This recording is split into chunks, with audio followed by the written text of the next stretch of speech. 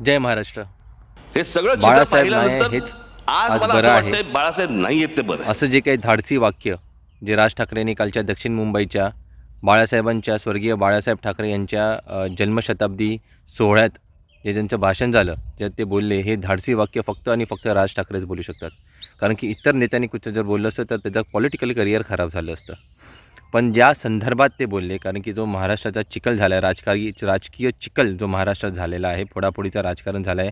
आज BMC पोलच्या नंतर, BMC इलेक्शनच्या नंतर एक हाती महायुतीकडे सत्ता आलेली असूनसुद्धा शिंदेना त्यांचे नगरसेवक ताज हॉटेलमध्ये, ताज लँडसेनमध्ये लपवायला लागतात आणि अजूनही महापौर कोण बनणार ह्याचं काही क्लिअरिटी आपल्याकडे महायुतीकडून नाही आहे. आपल्याला महायुतीकडून नाही आहे हे समजतं की महायुतीमध्ये लढल्यानंतरही सुद्धाही शिंदेमध्ये आणि भाजपामध्ये किती दुरावा आहे.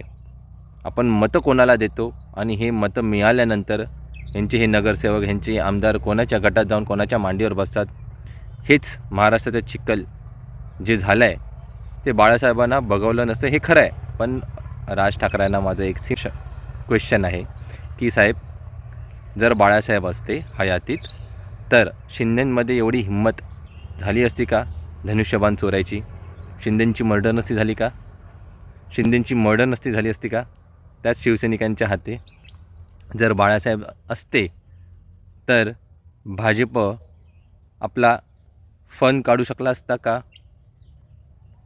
तर जर साहेब असते, बाळासाहेब असते, हिंदू हृदय सम्राट स्वर्गीय बाळासाहेब असते, तर नाही शिंदे गेले असते, नाही उद्धव ठाकरे काँग्रेसबरोबर युती केली असती, नाही भाजप आपला फन काढू शकला असता.